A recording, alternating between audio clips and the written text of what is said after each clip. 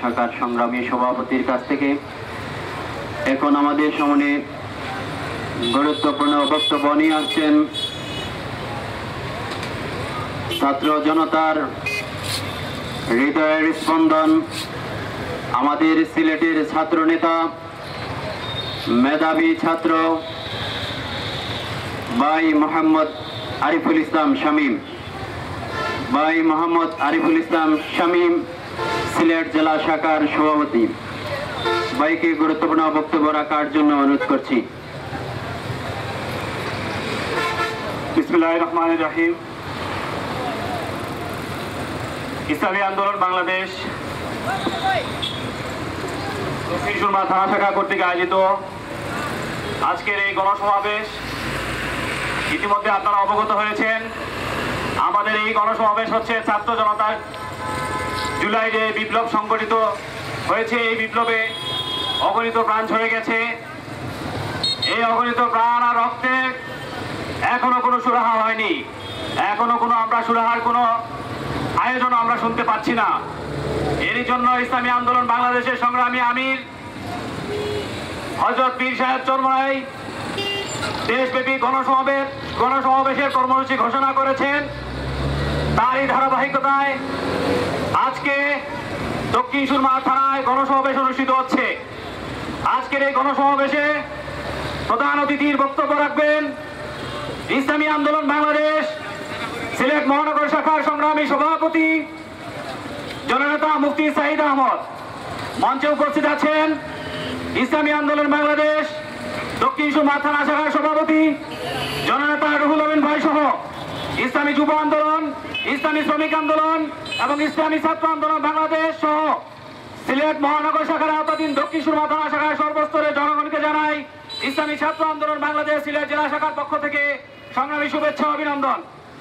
সংগ্রামী বিক্ষিপ্ত জনতা, আপনারা অবগত আছেন বিগত 15-16 বছর ধরে আমাদের উপর চেপে থাকা এক ফ্যাসিস্ট সরকার, স্বৈরাচারী আওয়ামী সরকার এক গণহত্যা এবং নির্মম ছাত্রদের নির্যাতনের মধ্য দিয়ে 5ই আগস্ট আমরা এক স্বাধীনতা অর্জন করেছি। বাংলাদেশের মানুষ ইতিমধ্যে অবগত হয়েছে স্বাধীনতা পরবর্তী বাংলাদেশের ভারতীয় আগ্রাসন। আপনারা দেখেছেন গত কিছুদিন পূর্বে বাংলাদেশের কুমিল্লা, নোয়াখালী এবং ফেনীতে ভারতীয় পানি আগ্রাসনের কারণে আমাদের হাজার হাজার জনতার এই দুর্ভোগ এবং হাজার হাজার হেক্টর ফসলি জমি সহ এখনো পর্যন্ত মানুষ পানির তলে নিমজ্জিত। সংগ্রামী উপস্থিতি, বাংলাদেশের মানুষ 53 বছর যাবৎ নিশ্চুপ ছিল। বাংলাদেশের মানুষ 53 বছর যাবৎ নির্যাতন নিষ্পেষণের কারণে অনেকের মুখ ফুটে সত্য কথা বলতে পারেনি। আজকে বাংলাদেশের মানুষ বাকশক্তি পেয়েছে, আজকে বাংলাদেশের মানুষ কথা বলতে পারতেছে, আজকে বাংলাদেশের মানুষ তাদের মুখের অভিব্যক্তি প্রকাশ করতে পারতেছে। এই জন্য আজকে বাংলাদেশে তথাকথিত রাজনৈতিক দল, তথাকথিত প্রতিবেশী বন্ধু রাষ্ট্র যারা আমাদের উপর প্রভু সেজে আমাদের জুলুম শোষণ নির্যাতন করতে চায়, তাদের বিরুদ্ধে কথা বলার সময় এসেছে। আপনারা জানেন বাংলাদেশে প্রকৃতির নাম করে আমাদের এই সিলেটে পাথর কোয়ারিকে দীর্ঘদিন ধরে বন্ধ করে রাখা হয়েছে। আপনারা ইতিমধ্যে অবগত হয়েছেন ইসলামী আন্দোলন বাংলাদেশের সংগ্রামী নায়েবে আমির মুফতি ফয়জুল করিম সাহেব রহমতুল্লাহ দামত বারাকাতুহুল আলিয়া আমাদের এই পাথর কোয়ারি নিয়ে বজ্রকণ্ঠ ছেড়েছেন। এই প্রকৃতি নষ্টের নাম দিয়ে আমাদের সিলেটের অর্থনীতিকে ধ্বংস করার জন্য, সিলেটের মানুষকে একেবারে কর্মহীন করে দেওয়ার জন্য এই পাথর কোয়ারিগুলো বন্ধ করে রাখা হয়েছে। ইতিমধ্যে আমরা এই বিষয়ে কথা বলেছি, আরো কথা হবে। আগামী 1 অক্টোবর ইসলামী আন্দোলন বাংলাদেশ সিলেট জেলা মহানগরের উদ্যোগে সিলেটের কোর্ট পয়েন্টে নায়েবে আমির সাহেবের জনসমাবেশ অনুষ্ঠিত হবে।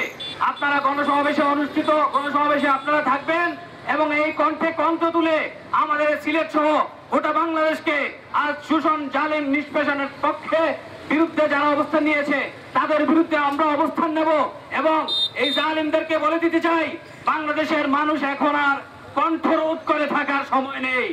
বাংলাদেশের মানুষকে গলা চেপে হত্যা করার দিন শেষ হয়ে এসেছে।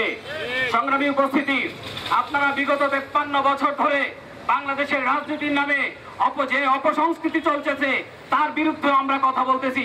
আজকে সাধারণ জনগণ মনে করে রাজনীতি মানে গলাবাজি করা, রাজনীতি মানে বুক ফুলিয়ে হাঁটা, রাজনীতি মানে যার গলা আছে সেই রাজনীতি করবে, তার টাকা আছে সেই রাজনীতি করবে, যে সন্ত্রাসী চাঁদাবাজি করতে পারে তারাই রাজনীতি করবে। এর দিন ইসলামী আন্দোলন বাংলাদেশ শেষ করে দিতে চায়। ইসলামী আন্দোলন বাংলাদেশ বলতে চায় রাজনীতি হচ্ছে একটি আদর্শ প্রতিষ্ঠার মাধ্যম, রাজনীতি হচ্ছে সমাজের সুশাসন ন্যায় বিচার প্রতিষ্ঠার মাধ্যম। এই রাজনীতিকে যারা বিগত 53 বছর ধরে কুলুষিত করার চেষ্টা করেছে, আজকে ইসলামী আন্দোলন বাংলাদেশ প্রতিটি সেক্টর থেকে তা প্রমাণ করতে চায় রাজনীতিকে আর কুলুষিত করতে দেওয়া হবে না।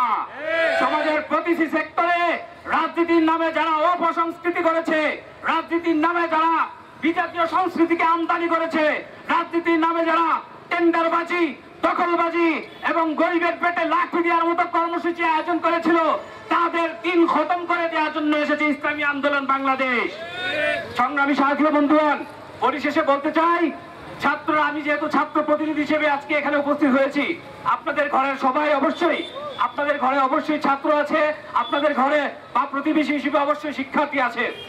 আমরা ইসলামী ছাত্র আন্দোলন বাংলাদেশ প্রতিটি ক্যাম্পাসে রাহাজানি, যারা ক্যাম্পাসকে দখল করে রেখেছে, যারা দিনের পর দিন সিট বাণিজ্য করেছে, যারা ক্যাম্পাসকে উত্তেজিত পরিবেশ নিয়ে, আজকে আপনারা জানেন ছাত্রলীগের বিগত নেতারা চিনি বাণিজ্যের নামে এক দৌরাত্ম্য শুরু করেছিল এই সিলেটে। আজকে কথিত ছাত্র নেতারা নাই, আজকে তারা ছাত্র রাজনীতি করে নাই, যার কারণে ছাত্রদের মনে তাদের কোনো জায়গা নাই।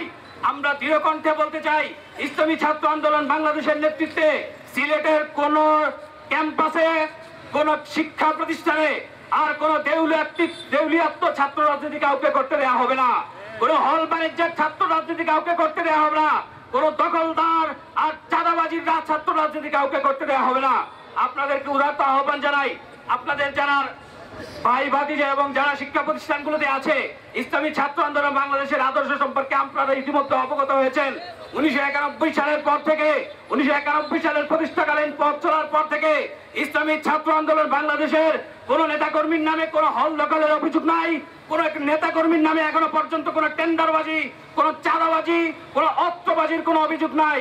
তাই আপনারা আপনাদের সন্তানদেরকে ইসলামী ছাত্র আন্দোলন বাংলাদেশের, একটা কোনো ছাত্র রাজনীতি নয়, এটা একটা প্রতিষ্ঠানের নাম। ইসলামী ছাত্র আন্দোলন Bangladesh not only a political party, it's also an institution. তাই আমি আপনাদেরকে উদারত আহ্বান জানাবো, ইসলামী ছাত্র আন্দোলনের বাংলাদেশের ব্যানারে আপনাদের শিক্ষার্থী যারা আছে তাদেরকে নিয়ে আসুন। ইসলামী ছাত্র আন্দোলন বাংলাদেশ একটি চাঁদাবাজ মুক্ত, টেন্ডারবাজ মুক্ত, নৈরাজ্য মুক্ত বাংলাদেশ গড়ার প্রত্যয়ে আজকে 33 বছর ধরে পথ চলতেছে। এই ধারাবাহিকতায় আজকে সমাবেশ সফল হোক এবং এই সমাবেশ থেকে নেতারা যা বলে যাবেন, আপনারা এলাকাবাসী হিসেবে, আপনারা দেশের জনগণ হিসেবে বাংলাদেশের রাজনীতিকে কুলুষিত মুক্ত, বাংলাদেশের রাজনীতিকে টেন্ডারবাজ মুক্ত, বাংলাদেশের রাজনীতিকে দখলবাজ মুক্ত করার জন্য পীর সাহেব চরমনায়ের হাতকে শক্তিশালী করে, ইসলামী আন্দোলন বাংলাদেশের হাতকে শক্তিশালী করে এই বাংলাদেশকে বিনির্মাণের আহ্বান জানিয়ে আমি আমার বক্তব্য শেষ করছি। দেখা হবে রাজপথে, কথা হবে স্লোগানে ইনশাআল্লাহ।